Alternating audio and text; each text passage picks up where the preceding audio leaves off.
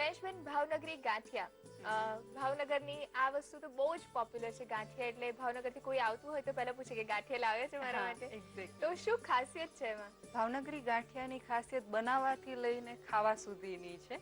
બનાવવામાં પણ થોડું ટ્રિકી છે અને ખાવાની મજા એટલી આવે કે એક વખત ચાલુ કરો પછી બંધ કરવાનું મન ના થાય.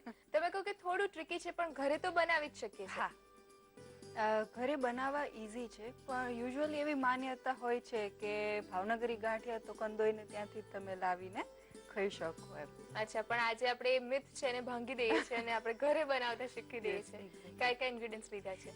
એના માટે જોઈશે ચણાનો લોટ, તેલ, ખાવાનો સોડા, હિંગ, મરી, અજમો અને મીઠું. કેટલી વારમાં બની જાય છે? 20 થી 25 મિનિટમાં થઈ શકે. ઓકે, તમે અલર્ટ રહેવાનું તો કીધું જ છે, થોડું ટ્રિકી છે એટલે દર્શકો એકદમ અલર્ટ થઈ ગયા છે કે ભાઈ બહુ ધ્યાનથી જોવું પડશે, કઈ જ મિસ ના થાય. તેમ છતાં પણ જ્યાં ધ્યાન રાખવાનું છે એ ચોક્કસ જણાવતા જજો.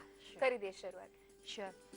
સૌથી પહેલા આપણે જ્યારે લોટ બાંધવાની શરૂઆત કરીએ એ પહેલા તેલ ગરમ કરવા મૂકી દેવાનું. ઓકે. અને તેલ હંમેશા ધીમા ગેસ પર જ એને ગરમ કરવાનું છે. શરૂઆત જ તેલ ગરમ કરવાથી કરીએ છીએ, તમે કોઈ એકદમ ધીમા તાપે, તો શું રીઝન છે? તેલ ધીમા તાપે ગરમ કરવાનું કારણ એ કે જો વધારે ગરમ થઈ જશે તો જ્યારે ગાંઠિયા પાડીએ ત્યારે લાલ થઈ જાય. અને આ ગાંઠિયામાં ટેમ્પરેચર મેન્ટેન કરવું ખૂબ જ જરૂરી છે. ખૂબ જ તેલ એકદમ આમ આવી ગયું હોય એવા તેલમાં ગાંઠિયા નથી પાડવાના. હવે તેલ લેવાનું છે, અડધો કપ લઈશું. બહુ જ ફિક્સ મેઝરમેન્ટ રાખીએ છીએ આમાં?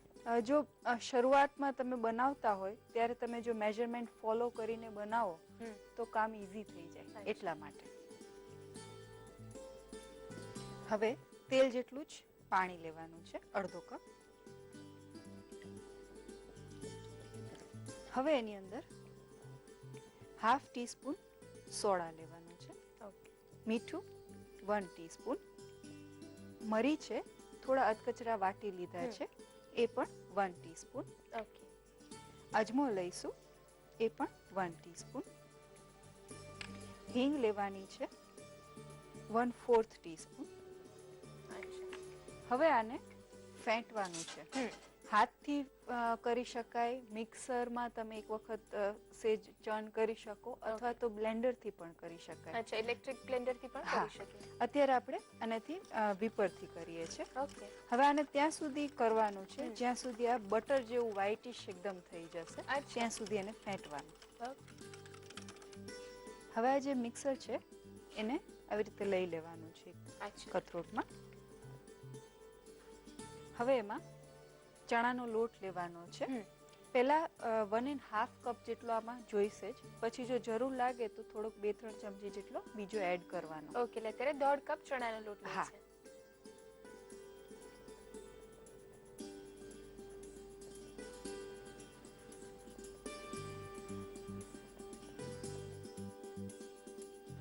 હવે આને મિક્સ કરવાનું છે અને એક જ ડિરેક્શનમાં ફેંટતા જવાનું. અચ્છા, અડધો કપ તેલ અને અડધો કપ પાણી, એ જે મિક્સચર બન્યું એમાં તમે 1.5 કપ ચણાનો લોટ એડ કર્યો છે. આ જ રીતનું હોય છે કે વધારે ઓછું થાય છે? થોડું ઘણું આપણે આમાં જે રીતે આપણે જોઈએ, જે લોટનું પ્રમાણ, થિકનેસ જે જોઈએ એ પ્રમાણે તમે 1-2 ચમચી વધારે ઓછી કરી શકો. અને આ લોટ એવો હોવો જોઈએ કે બહુ કઠણ પણ નહીં અને બહુ ઢીલો પણ નહીં. અચ્છા. આને લગભગ 5 થી 7 મિનિટ સુધી આવી રીતે ફેણવાનું. ઓકે, એટલે તેલ અને પાણી મિક્સ કરીને પણ ફીણીએ છીએ ને આને પણ ફીણીએ છીએ. જેટલું આ ફીણાશે એટલી એની સોફ્ટનેસ વધારે સરસ થશે. ઓકે. થોડું પાણી લઈ અને ફરીથી ફીણવાનું છે, 2 થી 3 ડ્રોપ જેટલું જ. ઓકે.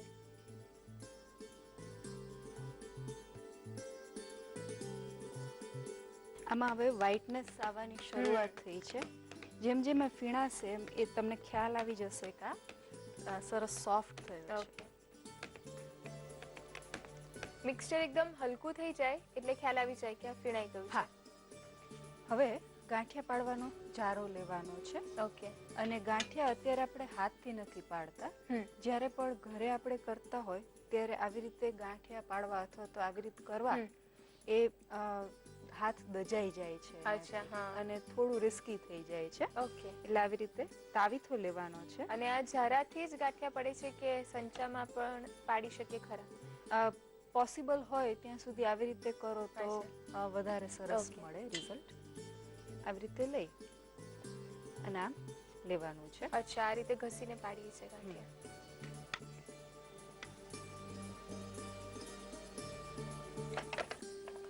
હવે થોડો ગેસ પાસ કરીશું.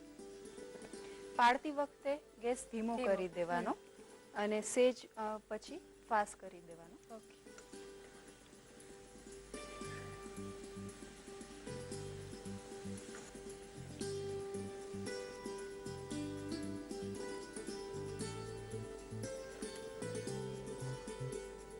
અત્યારે જે રીતે તમે આખી પ્રોસેસ બતાવી, એકચ્યુઅલી કહું તો બહુ ટ્રિકી નથી લાગતું. એક બે વસ્તુ તમે કીધું કે જે ફીણવાનું છે, બે પ્રોસેસ હા. છે જે ફીણવાની છે, એ થોડી મહેનત વાળી છે.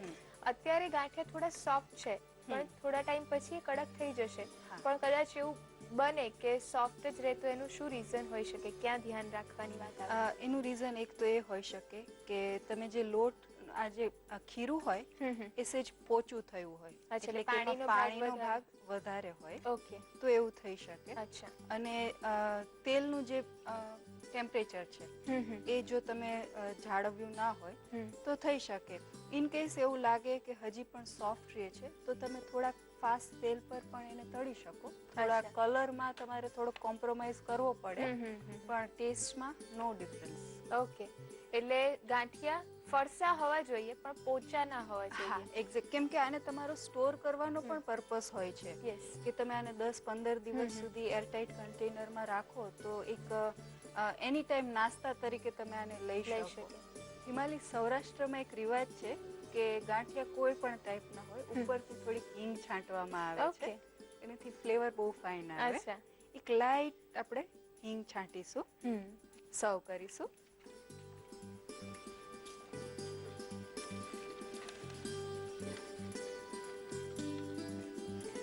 એની સાથે લીલા તળેલા મરચાં મૂકીશું. મરચાં ઉપર થોડું મીઠું નાખીશું. હિમાલી ભાવનગરી ગાંઠિયા તૈયાર છે. આને તમે ગરમ ગરમ ખાઓ તો ચા સાથે તો ખૂબ જ મજા આવે છે.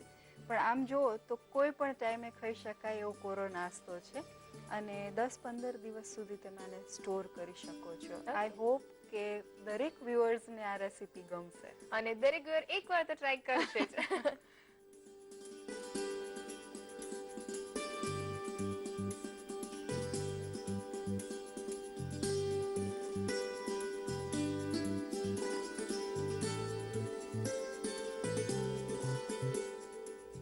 ભાવનગરી ગાંઠિયા બનાવવા માટે જોઈશે તેલ, તળવા માટે કણક બનાવવા માટે તેલ અડધો કપ, પાણી અડધો કપ, ખાવાનો સોડા અડધી ટીસ્પૂન, મીઠું સ્વાદ અનુસાર, અધકચરા ક્રશ કરેલા મરી 1 ટીસ્પૂન, અજમો 1 ટીસ્પૂન, હિંગ 5 ટીસ્પૂન, ચણાનો લોટ 1/2 કપ. સર્વ કરવા માટે તળેલા લીલા મરચા. ભાવનગરી ગાંઠિયા બનાવવા માટેની પદ્ધતિ. સૌપ્રથમ એક બાઉલમાં તેલ તથા પાણી, ખાવાનો સોડા, મીઠું, અધકચરા ક્રશ કરેલા મરી, અજમો અને હિંગ લઈ બરાબર ફીણી લો. મિશ્રણ સફેદ થાય ત્યારબાદ તેને અન્ય એક બાઉલમાં લઈ તેમાં ચણાનો લોટ લઈ મિક્સ કરો. એક જ દિશામાં તેને બરાબર ફીણતા જાઓ. તેમાં પાણી ઉમેરી બરાબર ફીણી લો. હવે આ મિશ્રણને ઝારા પર લઈ ગરમ તેલમાં ગાંઠિયા પાડી બરાબર તળાઈ જાય ત્યારબાદ તેની પર હિંગ ભભરાવો. તેને સર્વિંગ ડીશમાં લઈ તળેલા લીલા મરચા પર મીઠું ભભરાવી સર્વ કરો. તો તૈયાર છે ભાવનગરી ગાંઠિયા.